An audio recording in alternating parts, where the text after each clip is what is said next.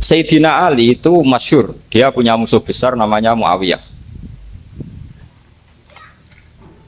Karena permusuhan ini tidak bisa dihindari. Jadi kalau dalam fikih Islam ini anak-anak saya ajari fikih. Kalau orang mukmin membunuh orang mukmin itu hukumnya dosa besar apa kecil? Besar. Itu di bab kisos. Tapi orang fikih itu unik. Di fikih itu ada kitab usial namanya. Di takrib ada kitab usial. Dan di situ ada penjelasan mangkutila dunamali fahuwa syahid. Orang yang dibunuh karena membela hartanya atau keluarganya itu dia mati syahid. Kalau dia posisi membunuh maka malingnya atau penjahatnya muhaddarun damu, nggak punya hak nuntut kisos karena dia anggap nggak ada artinya darah. Nah sekarang begini, suatu saat ada garong ke rumah Anda ingin membunuh Anda karena ingin mengambil harta Anda. Anda ingin ingat status mukminnya atau status garongnya. Terus kamu mau dibunuh diam aja. Saya tidak mau membunuh orang mukmin atau membunuh orang muslim. Nah, kesulitan yang dialami Sayyidina Ali seperti itu. Orang-orang Khawarij cara berpikir Ali ku geblek. Wong mukmin kok pengen mateni wong mukmin. Muawiyah yo geblek pisan. Wong mukmin kok pengen mateni orang. Padahal suasana sudah kacau. Ketika seorang penjahat mau membunuh yang punya rumah dan yang punya rumah ingin membunuh penjahat. Itu namanya mukmin bentrok sama orang mukmin. Apa orang benar sahibul hak ingin mempertahankan haknya? Tidak sampai saya tanya. Itu sahibul hak, yaitu yang punya rumah ingin mempertahankan haknya. Meskipun dalam duel ini kadang terjadi pembunuhan. Nah di sini ini ya, ulama ahli sunnah menyebut masalah ijtihadiyah. Kelompoknya Sayyidina Ali mempertahankan nyawanya meskipun dengan cara membunuh pasukan Muawiyah. Pasukan Muawiyah juga mempertahankan nyawanya meskipun harus membunuh pasukan Ali. Zaman itu susahnya ijtihad. Tapi orang Khawarij cara berpikir enggak, ini biang keladi masalah itu Ali sama Muawiyah. Mereka malah rapat, ya sudah dua-duanya bunuh saja. Ya masyhur tuh, akhirnya Sayyidina Ali dibunuh oleh orang Khawarij. Makanya ini penting ya, pentingnya ngaji seperti ini. Jadi kamu harus dilatih berpikir nubuwah. Ya, dilatih berpikir apa? Nubuwah disebut al ulama warasatul. Meskipun dengan cara yang ekstrim, tapi pikirannya saja, jangan perilakunya. Saya punya contoh sekian kasus, sekian tragedi. Misalnya begini, saya itu dulu punya teman, dia soleh, bisa baca Fathul Mu'in. Dia itu janggal, bilang sama saya, Gus, tidak biasanya Rasulullah itu agak-agak nyindir orang fakir. Ini kok ada hadis kadal fakru ayakuna kufrun, bahwa kefakiran itu mendekati apa? Kekufuran. Dia itu aneh sekali. Biasanya tidak biasanya Rasulullah kritik seperti itu. Walhasil ini singkat cerita, anak ini ngalami satu trauma. Dia itu miskin. Gara-gara miskin gitu jadi buruhnya orang non muslim. Dan sering disuruh nganter majikannya itu ke tempat-tempat lokalisasi.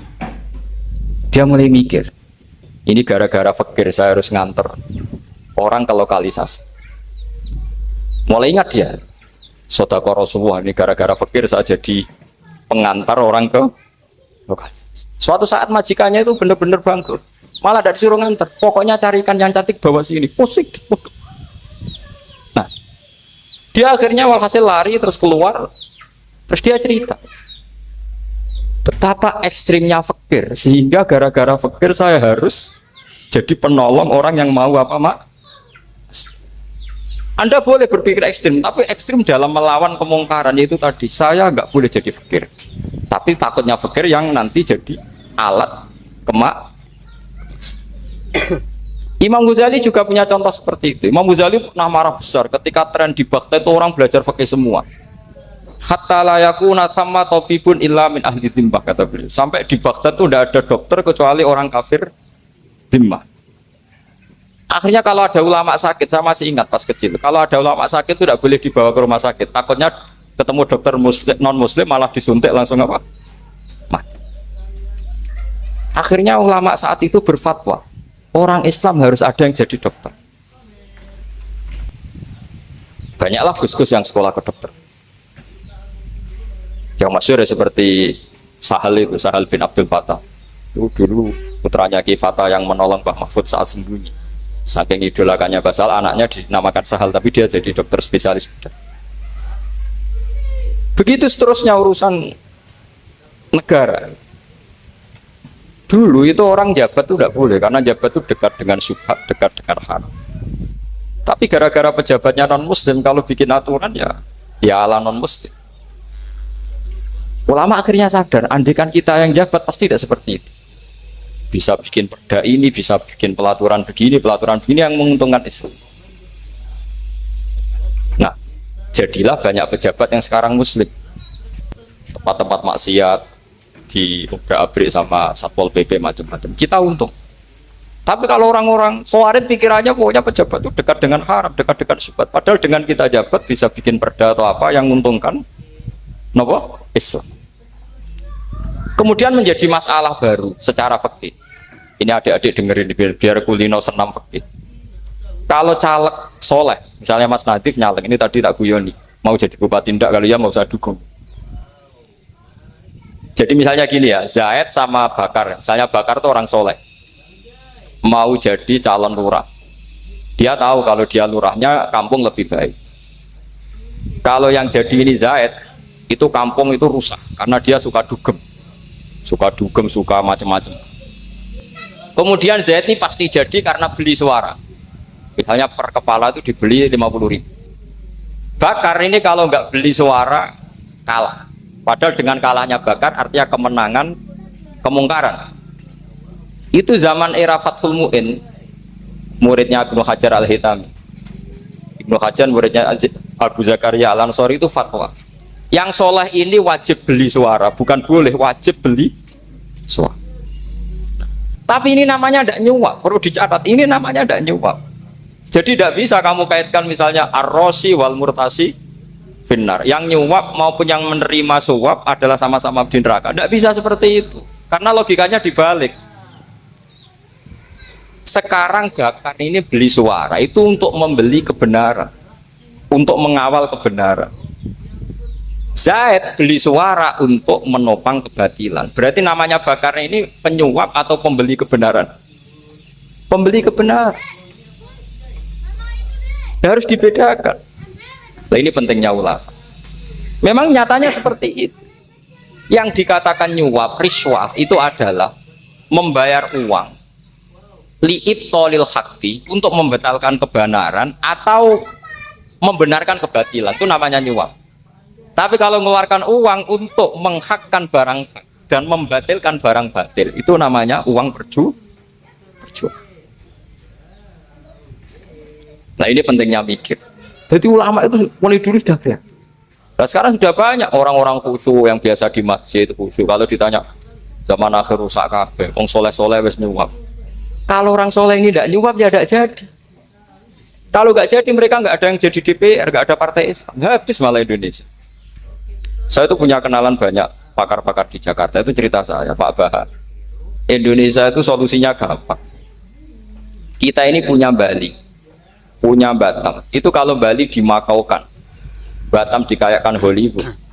Amerika kaya itu bukan karena hebat, pornografi dijual, tinju di Nevada itu dijual, di Las Vegas dijual, apa saja dijual. Kok tidak kaya itu gimana? Sementara Indonesia mau aur-auran gitu sukan partai Islam. Sebenarnya Indonesia gampang, kalau ingin kaya Bali itu dikayakan Hollywood atau dikalahkan Makau, jadi kota judi. Batam dijadikan kayak Las Vegas. Itu transaksinya pasti triliunan.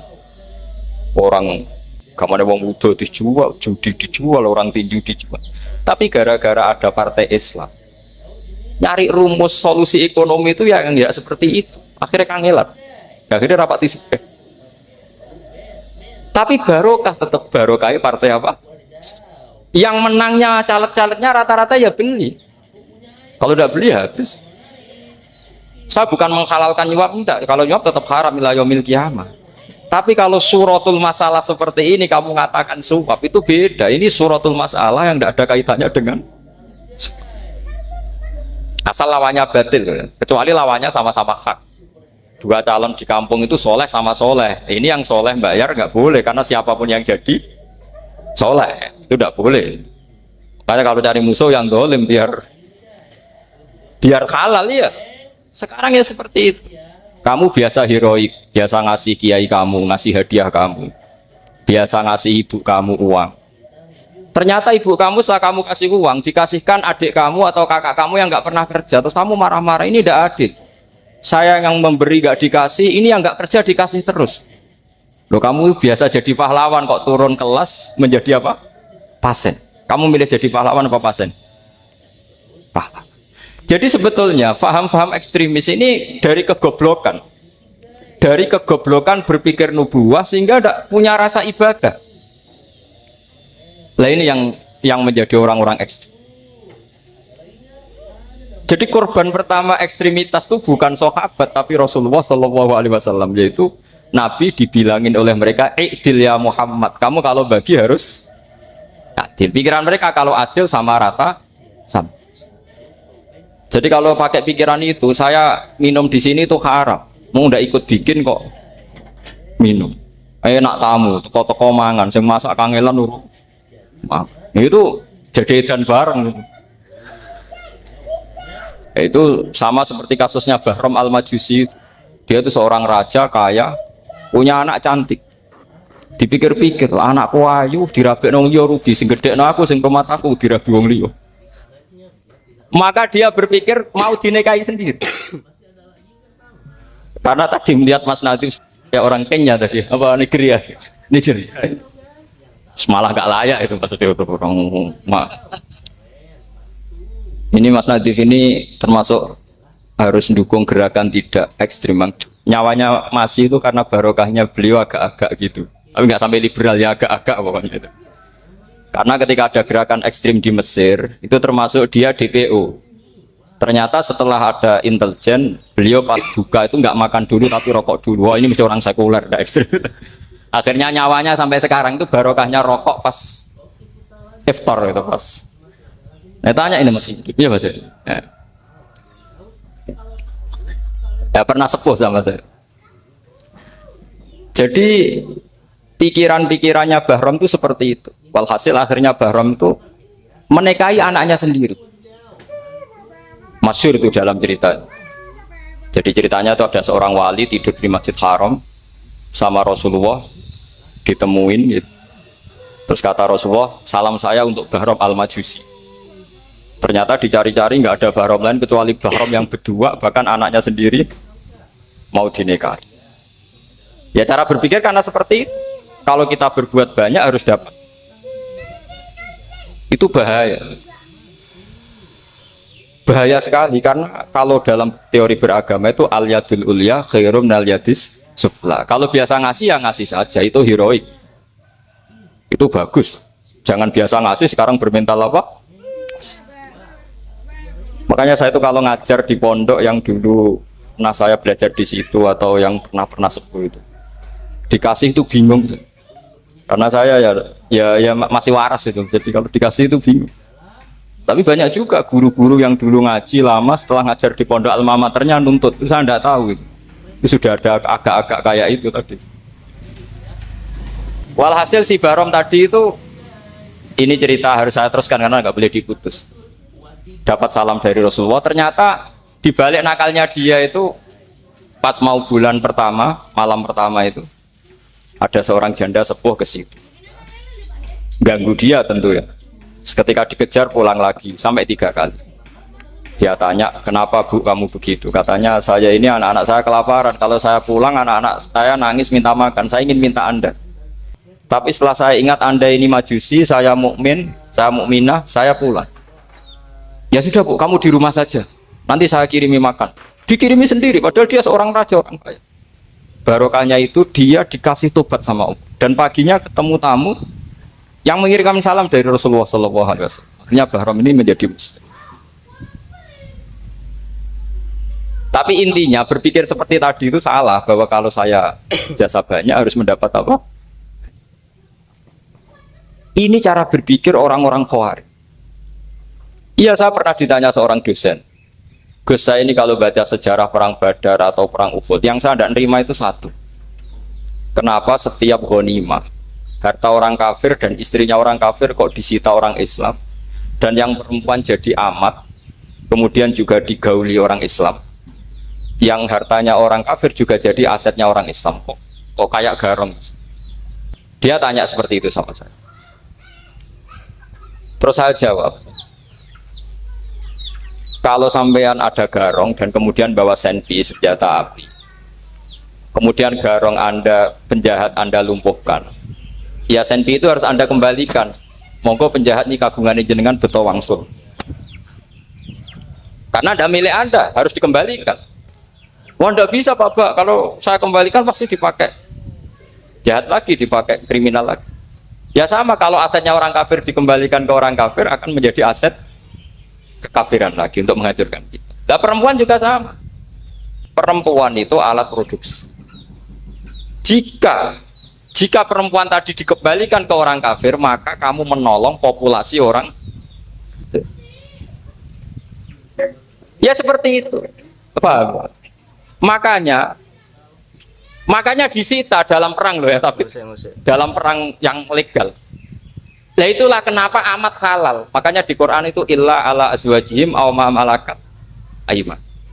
Paling enggak itu masih ada ulama atau pemikir atau ustadz siapa saja yang bisa memahami logika apa?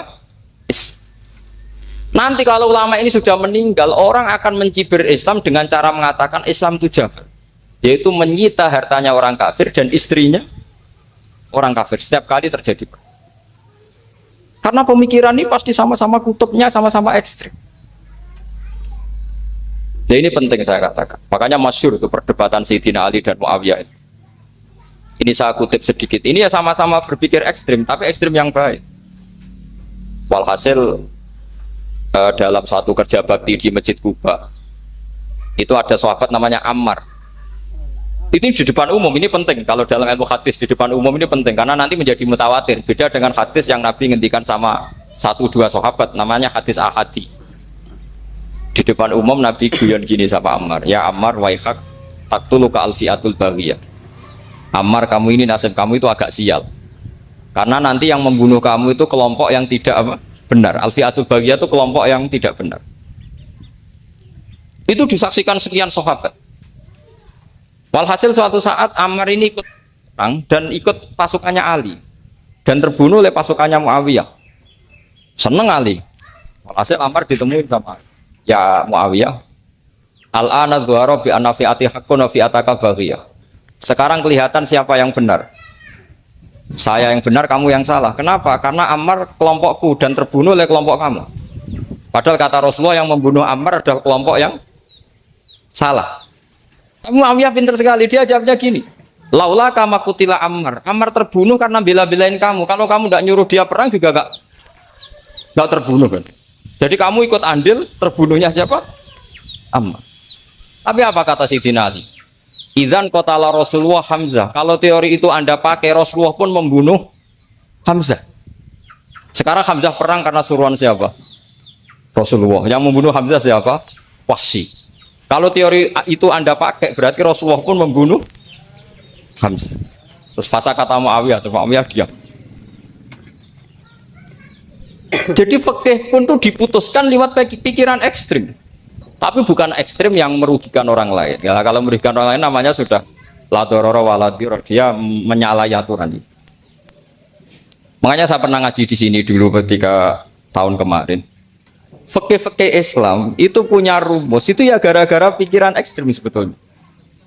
Saya pernah nyontohkan adalah orang tuh kalau sholat jenazah itu mayitnya di depan. Itu ulama fikih tidak ada yang punya alasan. Mau hanya bilang gini, hakadha wajadna salafan wa khulafan. Mulai dulu kalau nyolati mayit ya jenazahnya di depan. Ya hanya gitu saja, tidak punya alasan.